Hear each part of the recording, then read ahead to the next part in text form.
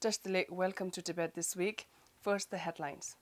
His Holiness the Dalai Lama and the Central Tibetan Administration congratulate the President-elect of the United States.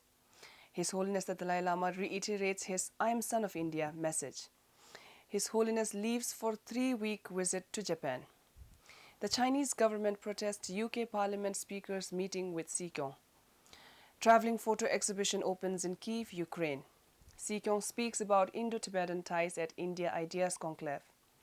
Sikyong highlights the large-scale religious oppression in Tibet under Chinese rule with reference to demolitions at Larungkar. On Thursday this week, the Tibetan spiritual leader, His Holiness the Dalai Lama, and the Central Tibetan Administration congratulate Donald Trump, the President-elect of the United States, on his election victory. In the congratulatory letter, His Holiness expressed his long-time admiration for the United States as the champion of democracy, freedom, and the rule of law. His Holiness stated that the world places great hope in the democratic vision and the leadership of the United States. His Holiness also added that he and the Tibetan people have been honored to have received the support of the respective United States presidents as well as the American people in their endeavors to protect and preserve ancient Buddhist culture, and also offered prayers and good wishes that the President-elect may be successful in meeting many challenges that lie ahead. Sikyong Dr. Lobsang Sengye and the Speaker of the Tibetan Parliament in Exile, Khenpo Sonam Tempe, congratulated the President-elect and his party on behalf of the Tibetans inside and outside Tibet. The Tibetan spiritual leader, His Holiness the Dalai Lama, on Saturday said that he is a son of India and a messenger of its ancient thoughts. Speaking in a video message which was aired from Dharamshala during the inauguration of India Ideas Conclave held in Goa, His Holiness said, I am son of India. The different ideas and logic filled in my brain come from India. On Tuesday this week, His Holiness left Dharamshala for an 18-day visit to Japan. His Holiness's visit include a public talk on compassion, the key to happiness, at Pacifico Yokohama Hall on November 17th. The talk is being organized by the Liaison Office of His Holiness the Dalai Lama, Japan. Following other engagements in the country from 9th to 26th November, His Holiness will leave Japan on 27th and arrive in Dharamshala on 28th November.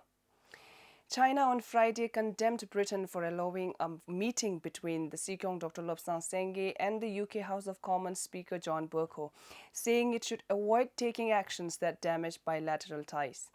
The Chinese Foreign Minister spokesperson Hua Chunying told a media briefing that China is opposed to this act by the Speaker of UK House of Commons, which imperils China's core interests. Ms. Hua is quoted saying the so-called Tibetan government in exile was formed by fleeing separatists after failed coup in 1959 and has no legitimacy or international recognition. The UK House of Commons Speaker John Bercow recently hosted Tibetan political leader Sikyong Dr. Lobsang Sengye at the Parliament House and expressed that it was a privilege and honor to welcome the Sikyong, or Prime Minister of Tibetan government in exile. That today we are joined by Lobsang Sangye, the Sikyong, or Prime Minister of the Tibetan government in exile. It's a pleasure and a privilege, sir, to welcome you to the House. The meeting took place on 1st November 2016 during Sikyong's visit to UK to urge firmer support from Britain on Tibet.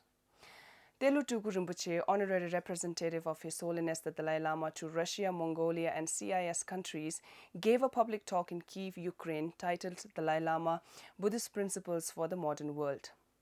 The talk was hosted by organizers of the traveling photo exhibition titled The Dalai Lama, As Long as Space Remains, and representatives of the Ukrainian Buddhist groups. Addressing the 200-strong audience, Telu Rinpoche said that since assuming the post of honorary representative, he shoulders the responsibility of supporting His Holiness's message of love, compassion, kindness, and tolerance, which is especially relevant to the modern world. Telu Rinpoche elaborated on the key commitment of His Holiness the Dalai Lama for promotion of human values and interreligious harmony, and stressed the importance of dialogue to benefit mutual trust and understanding in all the aspects of our daily life.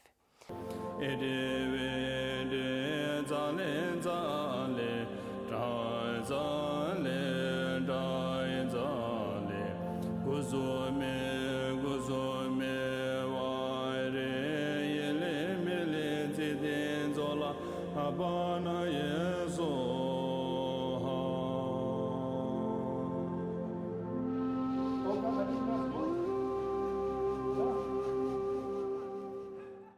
Tibetan political leader Sikyong Dr. Lobsang Sengye said that the Tibetan struggle is made in India.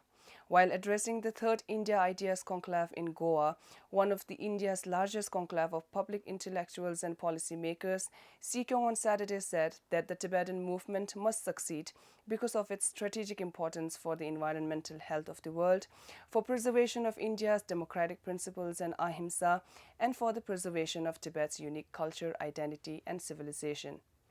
While expressing gratitude to the government and people of India for making the Tibetan movement thrive in its second home, India, Sikyong hailed the Tibetan movement as a Made in India movement in every respect.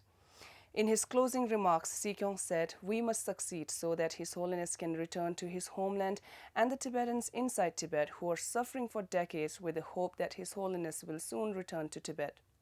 When that happens, truth will prevail, justice and ahimsa will prevail, and Made in India will prevail." Sikyong Dr. Lobsang Sengye raised the urgent case of Larungar at international and national platforms. Sikyong told a large gathering of Indian intellectuals at the Goa conclave that the Chinese government should also respect rights of the Tibetan people. Their basic rights should be restored. At the moment, the internationally famous Larungar monastery is being destroyed. That kind of religious operation should not take place. During his recent visit to UK, Sikyong raised the issue of Larungar. In his op-ed for The Guardian and in his interview with BBC World News, Sikyong spoke about the large-scale demolitions taking place in Larungar and the forced eviction of nuns and monks from the institute. The freedom of your people and the recognition of your people remains under threat, especially increasingly as China gains more prominence and dominance on the global stage. That's true. The ultimate goal of China is to turn Tibet into China and make Tibetans into Chinese. That's their cultural assimilation drive. But Tibetan civilization is old. Tibetan identity is also deeply rooted. So we have sense of pride that Tibetan people will be there on the Tibetan plateau for a long time to come. So in 60 years, they destroyed 98% of the monasteries, the nunneries. They destroyed 99.9% of monks and nuns in 1960s. Now, if you look back, in 60 years, most of the major monasteries are already rebuilt and revived in Tibet, and many thousands and thousands of monks and nuns are practicing Buddhism. In that sense, from almost a complete destruction of Tibetan tradition, the revival is going on. So the revival is so strong, as you might know, the Larungar case, where estimated 20,000 monks and nuns, lay people, including thousands of Chinese, are there following Tibetan Buddhism. But now the Chinese government has destroyed part of the Larungar monastery in 2001. They are destroying again. 3 nuns committed suicide just recently. And if you go to YouTube, you'll see that many of the nuns and monks are bundled up and put in trucks and buses and sent off.